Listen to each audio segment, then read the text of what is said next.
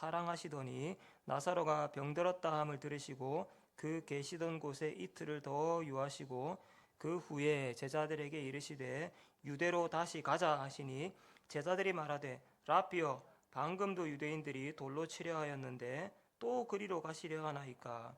예수께서 대답하시되 낮이 12시간이 아니냐. 사람이 낮에 다니면 이 세상의 빛을 봄으로 실족하지 아니하고 밤에 다니면 빛이 그 사람 안에 없는 고로 실족하느니라. 이 말씀을 하신 후에 또 이르시되 우리 친구 나사로가 잠들었도다. 그러나 내가 깨우러 가노라. 제자들이 이르되 주여 잠들었으면 낫겠나이다 하더라. 예수는 그의 죽음을 가리켜 말씀하신 것이나 그들은 잠들어 쉬는 것을 가리켜 말씀하심인 줄 생각하는지라. 이에 예수께서 밝히 이르시되 나사로가 죽었느니라. 내가 거기 있지 아니한 것을 너희를 위하여 기뻐하노니 이는 너희로 믿게 하려 함이라. 그러나 그에게로 가자 하시니 디두모라고도 하는 도마가 다른 제자들에게 말하되 우리도 주와 함께 죽으러 가자 하니라. 아멘.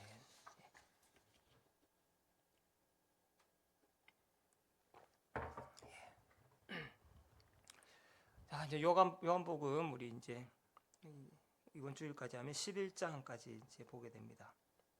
요한복음은 이제 처음에 이제 서론이 등장하죠. 이제 이런 서론은 마태복음이나 누가복음 같은 경우에 예수의 탄생 기사가 있습니다. 그 탄생 기사를 요한은 이런 서론으로 대신하고 있다 이렇게 볼 수 있겠습니다. 태초부터 계신 말씀이라는 분, 그 말씀은 생명, 또 은혜, 진리 이런 분이시죠. 그런 말씀이라는 분이 육신이 되셨다. 그렇게 이제 소개하면서 복음서를 시작하고 있습니다. 태초부터 계신 하나님과 함께 계신 창조주로서의 말씀. 그래서 그분은 하나님을 사람들에게 하나님이 어떤 분인가, 하나님을 본 사람이 없지만 하나님이 어떤 분이라는 것을 인식시켜주는 어떤 이제 하나님을 감지할 수 있도록 해주는 그런 하나님의 어떤 기운들, 속성들을 막 뿜어내시는 분. 그래서 하나님이 이런 분이구나 하는 것들을 알 수 있게 하시는 분. 그런 분이라고 소개하고 있죠. 그분은 생명과 은혜와 진리의 말씀이다. 그렇게 얘기하고 있습니다. 그런 분이, 그런 존재가 사람이 되어서 이 땅에 내려오셔서 그 사람이 되신 그 말씀을 보면 하나님이 어떤 분인가를 알 수 있다는 거죠. 이렇게 이제 서론을 시작해서 그 말씀, 조금 전에 서론에서 얘기한 그 말씀이 누구냐면은 바로 역사적인 예수, 역사적 예수, 바로 그분이 그렇게 태초부터 계신 조금 전에 말한 말씀이었는데 육체가 되어 이 땅에 오신 분이다. 그것을 이제 요한복음은 쭉 공생애를 통해서 말하고 있습니다. 특별히 이제 공생애 2년까지를 이제 11장까지 이렇게 본다면은요, 이 기간을 이렇게 예수가 바로 그 성육신하신 말씀이라는 것을 보여주는 그런 단락이라고 할 수 있겠습니다. 표적을 통해서요. 예수께서 행하시는 표적을 통해서 또 예수께서 나는 누구다 자기에 대해서 말씀하시죠. 이건 이제 자기 계시, 자기를 나타낸다 이런 얘기죠. 예수의 자기 계시 그리고 표적, 행하시는 표적을 통해서 예수가 바로 성육신하신 말씀이다. 이것을 쭉 말하고 있는 것이 이제 공생의 2년까지 얘기라고 할 수 있겠습니다. 여러 가지 표적들이 있었죠. 뭐 이렇게 이제 요한복음을 연구하는 사람들은 뭐가 이제 정확하게 표적이냐, 뭐 하여튼 이런 걸 많이 생각합니다. 그래서 이제 가나의 혼인 잔치에서 물로 포도주 만든 기적, 그다음에 왕의 신하의 아들을 고치신 것, 또 베데스다 연못에서 38년 된 병자를 고치신 것, 오병이어, 그리고 우리 지난주에 본 실로암에서 날 때부터 선천적인 맹인을 고치신 것, 이제 이런 것들이 이제 표적이라고 할 수 있죠.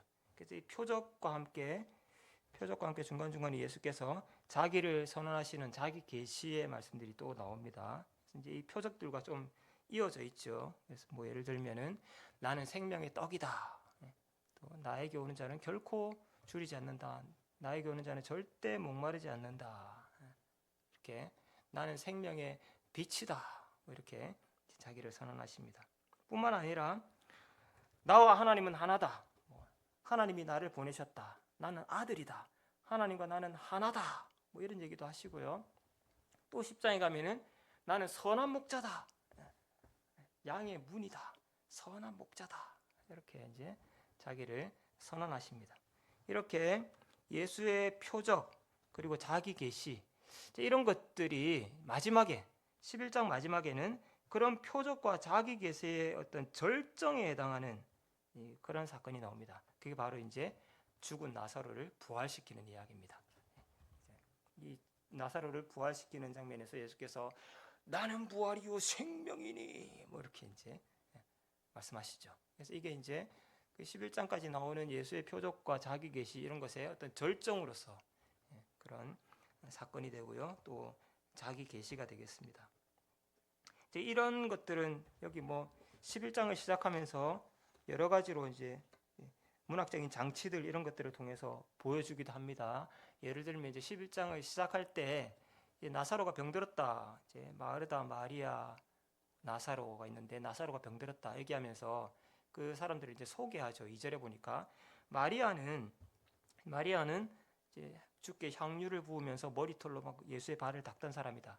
이렇게 얘기합니다. 근데 이제 이 이야기는 아직 안 나왔어요. 이 이야기는 언제 나오면 이제 12장에 나오거든요. 그 다음에 나오는 건데 미리 여기를 갖고 옵니다. 그리고 말 하나 안 하나 이 이야기는 너무 잘 알려져서 독자들이 알고 있다는 거죠. 그래서 어쨌든 12장에 나올 거지만 미리 가져와 가지고 마리아는 예수의 발을 닦던 자요. 나사로는 죽은 이제 나사로는 그의 오랍이다. 이렇게 얘기하고 있죠. 그래서 죽은 나사로, 이 병든 나사로가 살아나는 것은 나는 부활이요 생명이다. 그 예수가 부활하는 사건의 어떤 예표로서 나사로가 등장한다고 한다면은 마리아가 거기서 예수께 향유를 붓고 발로 머리털로 발을 닦고 할 때 예수께서 뭐라고 하셨냐면은 나의 장례를 위해서 미리 준비하는 것이다. 이렇게 이제 의미를 부여하셨어요. 그러니까 이제 마리아가 한 일은 예수의 순환을 십자가를 미리 보여주는 예표적인 인물로서 그렇게 등장하죠. 그러니까 이제 이 11장 마지막에 예수의 십자가와 부활 사건을 내다보는 아주 큰 드라마틱한 기적과 메시지는 거기 이제 하나 남은 거예요. 그거 하나 남고 그 앞에 절정으로서 이런 이제 나사로를 부활시키는 장면, 또 마리아가 예수께 향유를 붓는 이야기, 이것이 이제 그 앞에 있다는 거죠. 이런 식으로 해서 예수의 표적과 자기 계시의 절정으로서 그런 이제 이야기, 이것이 이제 11장 마지막에 있는 나사로를 살리는 이야기라고 할 수 있겠습니다. 보면은 이제 나사로를 비롯해서 마리다, 마리아 이 남매들과 예수께서 굉장히 인간적으로는 굉장히 막역한 아주 친분이 두터운 그런 사람이라는 것을 이 이야기 내내 반복해서 얘기합니다. 예수님 사랑하는 자가 병들었습니다. 이렇게 이제 3절에 또 얘기하죠. 그래서 예수께서 마르다 그 동생, 여기 그 동생은 마리아입니다. 그죠? 그리고 나사로를 사랑하셨다라고 얘기하고 있습니다. 사랑하는 우리 친구 나사로 살리러 가자 이렇게 또 말씀하시죠.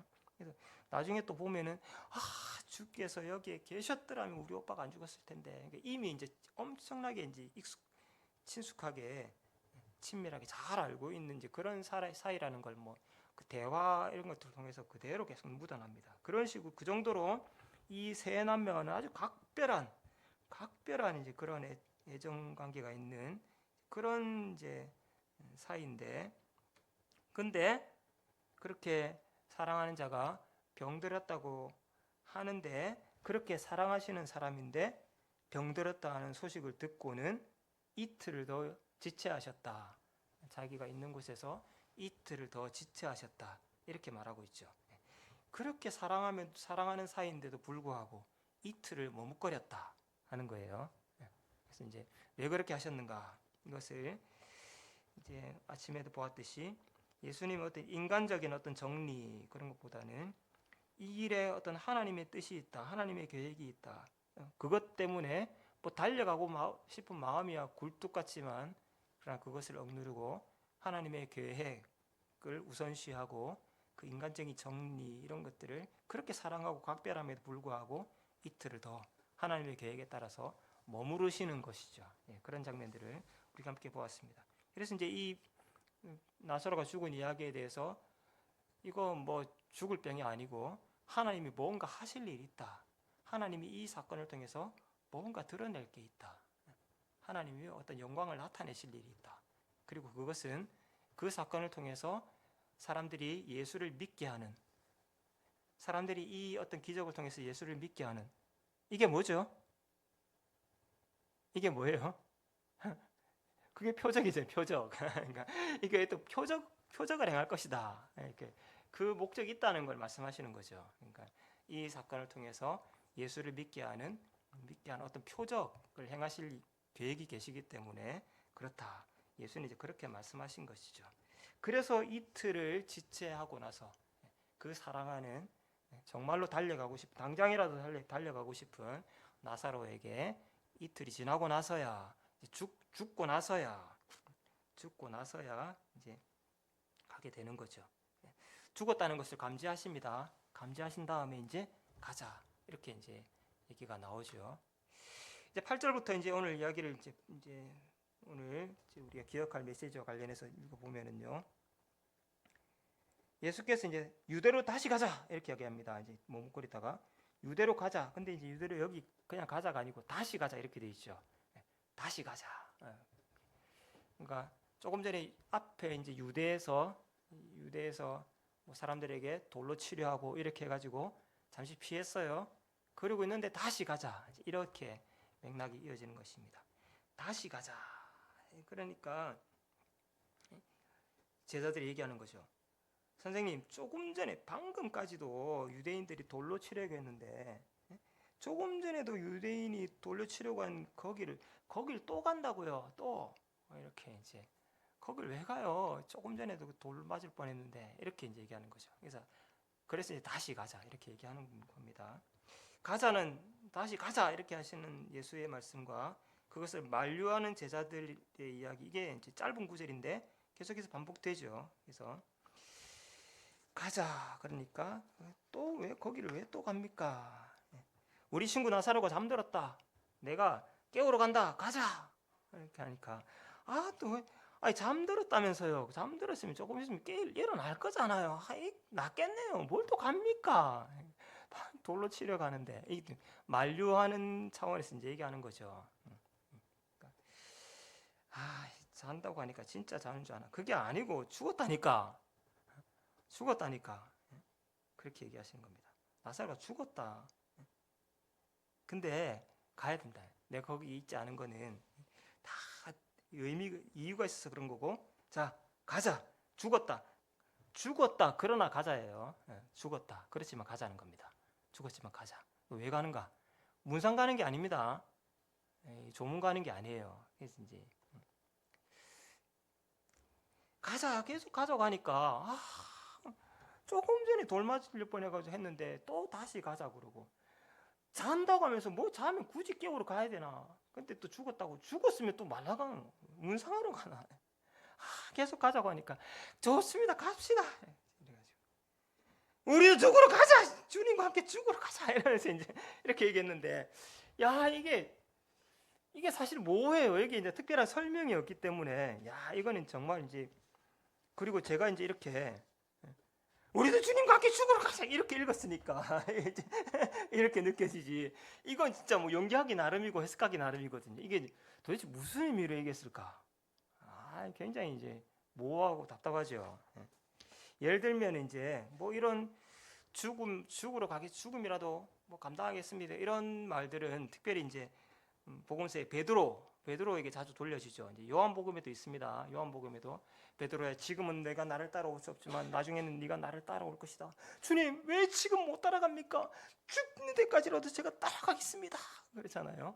그러니까 이제 네가 나를 3번 부인하리라 이렇게 이제 말씀하시거든요. 그러니까 여기서 베드로의 어떤 발언 이런 것들은 우리가 무슨 의미인지를 분명히 알 수 있을 것 같아요. 근데 이제 이 도마의 말은 죽을 것을, 어쨌든 무슨 의미인지 모르겠지만 어쨌든 하나는 알 수 있는 것은 어떤 위험, 생명과 안전에 어떤 위험이 있다는 것은 감지하고 있는 거죠. 그것 때문에 이 발언을 하고 있는 것은 분명한 거예요. 그죠? 그것 때문에. 그래서 예수께서 위험을 무릅쓰고 나사로에게 간다. 나사로 죽었다고 하면서도 위험을 무릅쓰고 그 죽은 나사로를 보겠다고 가겠다고 하신다. 그러니 뭐 따른다면은 우리도 위험하겠지. 죽더라도 가자. 주와 함께 죽으러 가자. 이제 이런 맥락이에요. 근데 그게 뭐 각오인지 짜증이 난 건지 이해할 수 없다는 건지는 모르겠지만 어쨌든 위험하지만 예수께서 위험을 무릅쓰고 가신다. 근데 위험하다. 가자. 이 어쨌든 그거는 이제 분명한 겁니다. 그래서 이제 가는 거죠. 근데 예수께서 생명의 위협을 무릅쓰고 가신다. 특별히 이제 죽은 나사로 보러 말씀드린 대로 조문하러 가는 건 아닙니다. 그죠? 조문하러 가는 건 아니에요. 그게 특별한 이유가 있었기 때문에 지금 가는 겁니다. 늦춰진 이 시간에 하나님의 영광을 드러낼 어떤 표적을 위해서 표적을 행하려고 예수께서는 가는 거죠. 또 예수가 지금 생명의 위협을 무릅쓰고 가시나? 제자들이 이제 그렇게 생각하는 겁니다. 방금 전에도 유대에서 돌로 칠해 가지고 여기 왔고, 근데 지금 거기를 또 간다? 그렇게 생각하고 있는 거잖아요. 그러니까 우리도 죽으러 가자. 주와 함께 죽으러 가자. 이렇게 얘기하는 굉장히 위험을 무릅쓰고 죽을 것도 각오하고 가신다. 이렇게 지금 제자들은 인식하고 있는데 사실 예수는 그렇게 말하고 있지 않습니다. 예수는 지금 죽음을 무릅쓰고 생명의 위협을 무릅쓰고 가겠다. 사실 그렇지 않아요. 그게 이제 오늘 말씀에 9절 10절에 예수께서 하시는 말씀입니다. 뭐라고 말씀하시냐면 예수께서 이렇게 말씀하십니다. 낮이 12시간이나 되지 않는가? 12시간이 되고 아직 낮이 12시간이 다 되려면 시간이 남았다는 그런 의미예요. 사람이 낮에 다니면 빛을 보기 때문에 넘어지지 않는다. 예를 들어서 낮에는 누가 와가지고 이렇게 뭐 나를 때리려 그러면 피하면 되겠죠. 낮에는 보이잖아요. 낮에는 보인다는 거죠.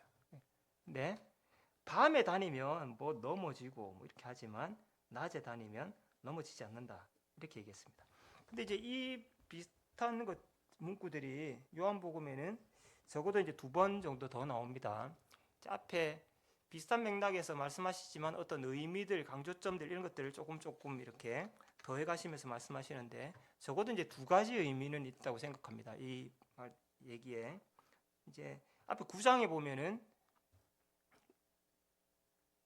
그 날 때부터 맹인된 자를 고치실 때 이 사람을 통해서 하나님이 뭔가 지금 하려는 표적을 일으키려는 뭔가 계획이 있다. 이게 오늘 이야기 비슷하죠. 그렇게 말씀하시면서 때가 아직 낮이다. 나를 보내신 낮이니까 나를 보내신 이의 일을 해야 된다. 함께 그 일을 우리가 해야 된다. 밤이 오면 아무것도 할 수 없다. 세상이 내가 있는 동안에는 아직 빛이다. 낮이다. 낮에 우리는 나를 보내신 이의 일을 해야 된다. 아직 낮이라는 시간을 강조하고 계십니다. 또 같은 맥락에서 이제 뒤에 가면은 12장에 가면은 또 이제 같은 말을 하세요. 이제 예수의 순환 이런 것들이 이제 점점 구체적으로 피부적으로 막 이렇게 다가오고 있거든요. 근데 아직 잠시 동안은 내가 좀 남아 있겠다. 아직까지는 그래도 빛이 남아 있다. 그래서 빛이 남아 있을 동안에는 어둠에 붙잡히지 말고 어둠에 다니지 말라. 어둠에 다니는 자는 자기가 가는 길을 알지 못한다. 아직 빛이 있는 동안에 빛을 따르라. 빛을 믿으라.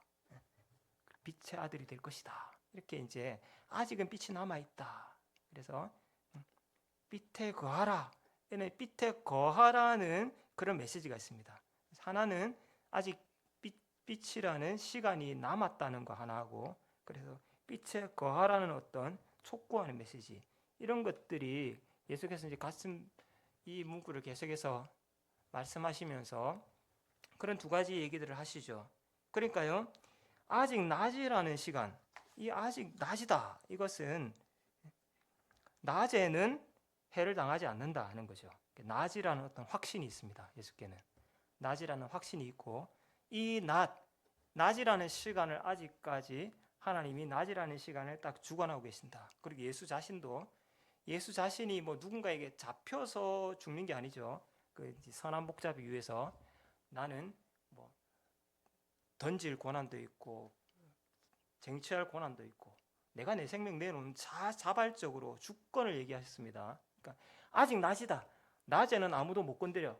그렇게 하나님 해놓으시면 아무도 못 건드리는 거예요.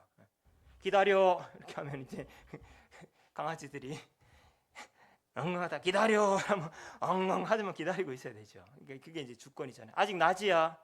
그러면 이제 아직 낮이야. 그러면 밤이 으르렁거리지만 아무것도 못 하는 거예요. 이제 그런 어떤 주권, 딱 확신 이런 게 있는 거죠. 그리고 아직 낮이니까 그 낮 동안에는 내가 뭔가를 해야 된다는, 낮에 내 사명을 감당해야 된다는 그런 철저한 아주 사명감, 이런 것들을 예수는 말씀하고 계신 거죠.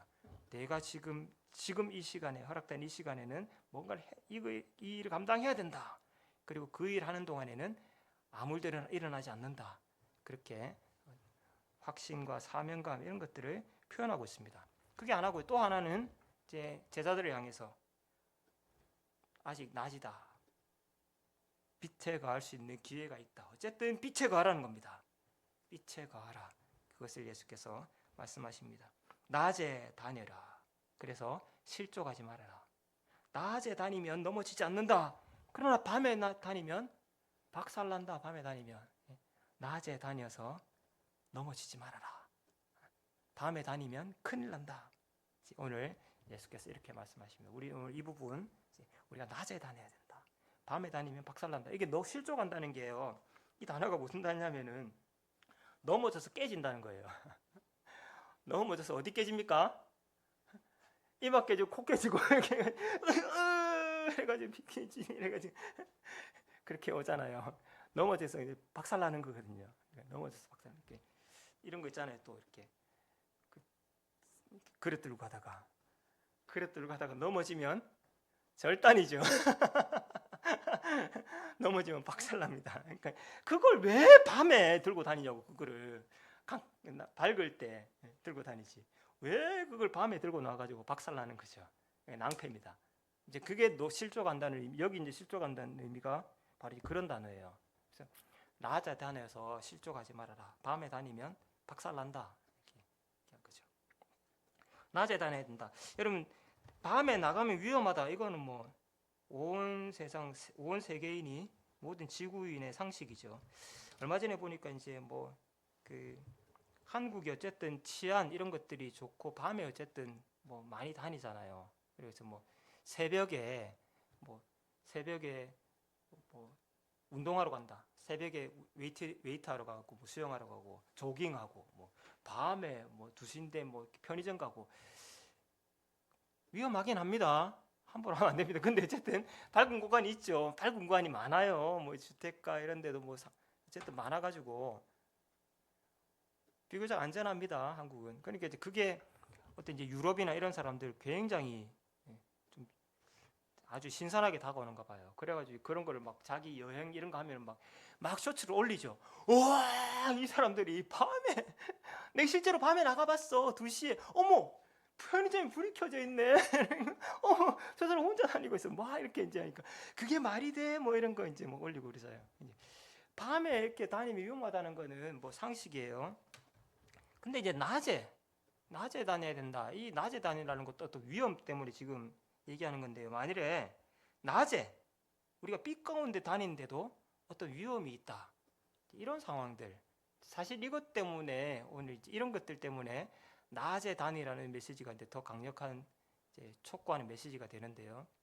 우리가 낮에 빛으로 다니는데 어떤 위험이 도사린다. 이게 어떤 걸까요? 근데 사실은 이제 오늘 본문에 이걸 이제 얘기해 주고 있죠.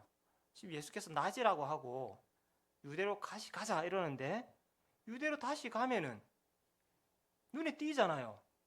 밝은 대낮에 당당하게 유대로 들어가면 유대인들이 조금 전에 돌로 치료했던 사람이다 바로 알 수 있죠. 그러니까 낮에 돌에 맞을 지금 위험이 있어요. 현존하고 있습니다.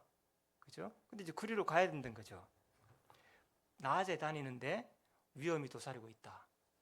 그러니까 왜 이게 위험이 도사리고 있냐? 저 주먹이 나중에 나와야 되는데 위치도 틀렸네.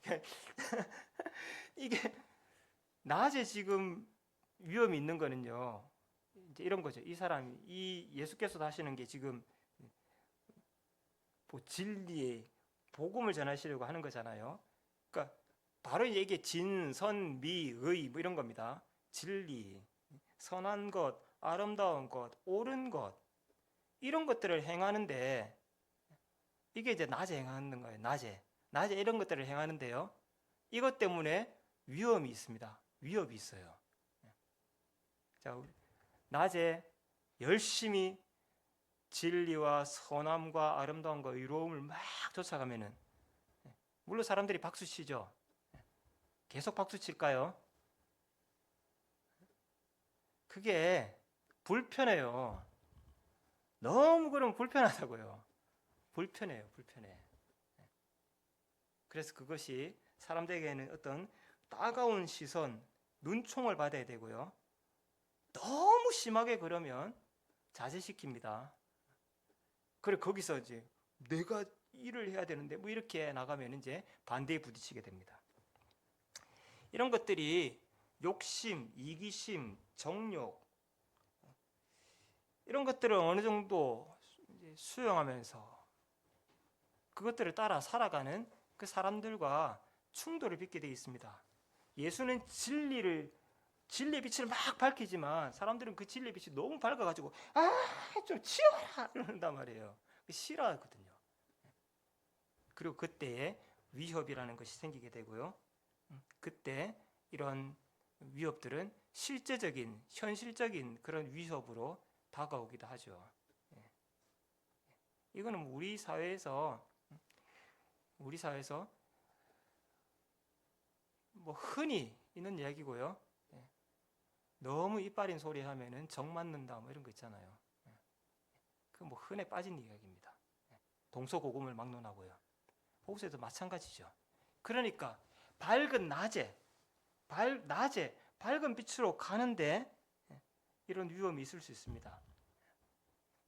그래서 낮으로 다닌다, 빛으로 다닌다는 것은요, 이런 어떤 따가운 시선과 방해와 반대, 그런 것들에도 불구하고 어떤 용감하게 도전하고 내 신념과 믿음을 따라서 행동에 옮기는 것, 이런 것들이 바로 낮에 다니는 겁니다. 낮에. 근데 그렇게 낮에 다니면 실족하지 않는다고요. 그렇게 낮에 다니면 실족하지 않는다고요.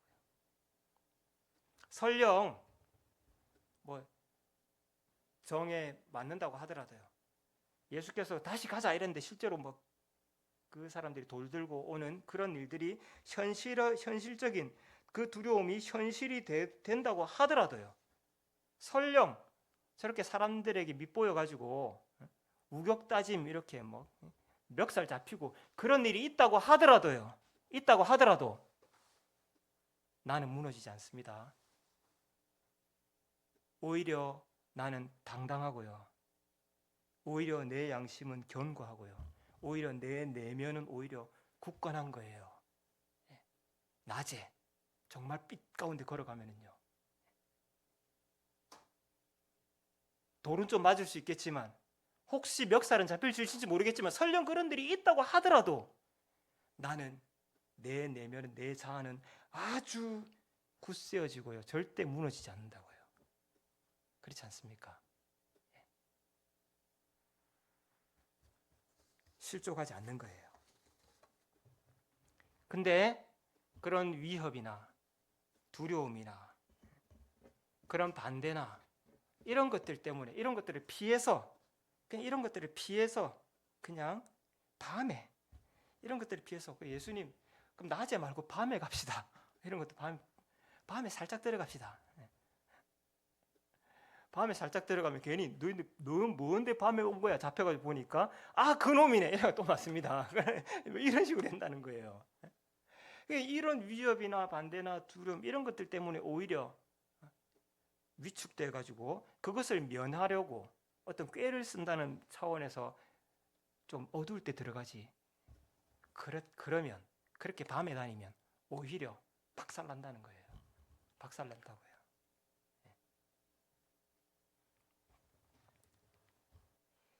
그렇게 박살나는 경우 위험을 모면하려고 이렇게 하다가 사람들의 시선, 반대, 위협이 두려워서 거기에 그냥 표 안 내고 함께 그냥 그렇게 그 속에 일원인 것처럼 그렇게 욕심내고 이기심과 정욕을 따라 살아가는 거기에 그냥 아이고 평범한 사람처럼 그렇게 담겨 살면은 박살난다고요. 박살난다고요. 단적인 예가 이제 그 베드로의 3번 부인하는 이런 장면이죠. 사실 그 위협이라는 게 별거 아니거든요. 너 예수와 같이 있던 사람인데 그냥 굉장히 이게 뭐 정말로 즉각적으로 완전히 거의 반사신경처럼이잖아요. 나 아니야. 사실 그런 거 준비 안 정말 이런 질문 오면 내가 막아야지 이런 거 질문 준비 안 됐다가 느닷없이 그런 상황 되면 누구든지 정말 반사적으로 나올 수 있어요. 그거. 근데 그거 한 번 하고 나면은 다시 번복하기 어렵거든요. 그게 한 번 무너지면 계속 꼬리를 물거든요. 바로 그게 이제 베드로가 내가 죽기까지 따르겠다고 이랬다가 한 번에 무너지잖아요. 누가복음은 그 부분을 굉장히 이렇게 드라마틱하게 표현하고 있는데 그렇게 이제 막 부인하고 있는데 예수와 눈이 딱 맞추셨어요. 누가복음은 이제 그렇게 묘사하고 있습니다. 얼마나 무너지겠습니까? 그렇게 사람들의 시선, 반대, 위협이 두려워서 그냥 같이 휩쓸려 있는 것처럼 그냥 나도 평범한 욕심쟁이, 이기심, 정욕에 따라 살아가고 다들 그렇게 사는데 뭐 나만 그렇게 그냥 있으면 뒤처지고 남들 다 가져가고 나는 아무것도 못 가져가고 거지 될 것 같고 못 살 것 같고 그래서 같이 그냥 뭐 많은 욕심은 안 부리더라도 그냥 뭐 투기판에 뭐 경쟁하는 판에 나도 다툼에 좀 들어가 가지고 아등반에 살아야 되겠다고 이렇게 하고 있으면은요 박살난다는 거예요. 그렇게 하면 내 양심이 고통을 받게 되고요.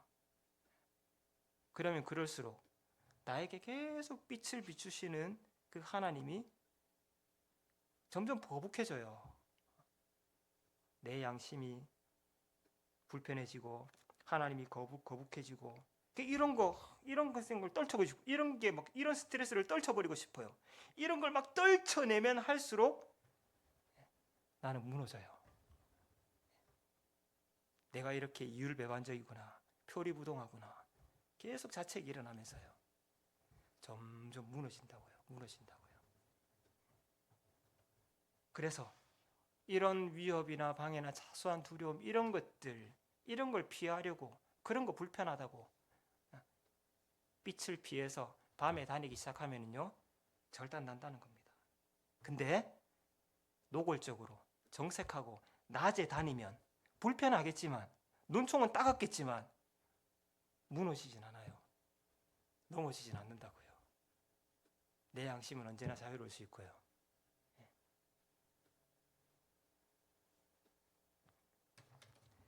오히려 위협에 위축되어 숨으면 또 피하면 오히려 박살난다는 것입니다.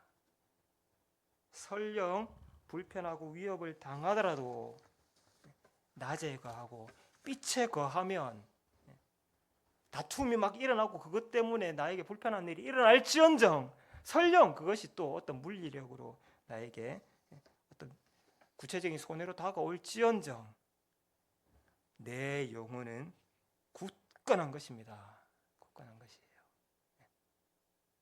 그래서 낮에 다니면 넘어지지 않는다는 거예요. 밤에 다니면 무너진다고요. 예수의 말씀을 기억합시다. 그래서 예수는 또 그리로 또 간다고요? 그래 낮에 가면 안 무너진다. 그렇게 말씀하신 것입니다. 우리 찬송가 한번 하고요. 기도합시다. 찬송가에 보니까요. 내 평생 가는 길 순탄하든지 아니면 큰 풍파가 일든지 무섭든지 어렵든지 근데 그러든지 말든지 우리가 빛된 길로 낮으로 그렇게 걸어가면은요. 피곤은 하겠지만 멱살은 잡힐 수 있겠지만 내 영혼은 평안합니다. 내 영혼은 굳건하고요. 나는 절대 무너지지 않아요. 우리 함께 고백하고요. 오늘 말씀 따라 함께 기억하면서 우리가 이런 굳건한 믿음의 삶을 정말 빛의 낮에 거하는 삶을 함께 살아가겠습니다. 또 우리 교회도 그런 교회가 되어야 되겠죠. 함께 기도하고 묵상하시다가 또 여러분 기도 제목들을 가지고 우리 하나님 앞에 기도하시면서 그렇게 나가시면 좋겠습니다. 함께 기도합시다. 찬양하고요.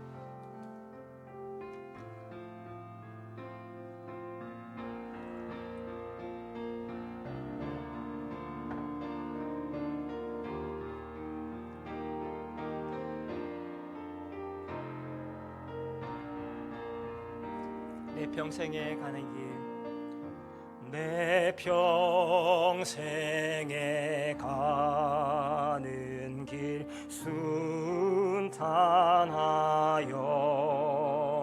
늘 잔잔한 강 같은 길, 큰 풍파로 무섭고 어렵든지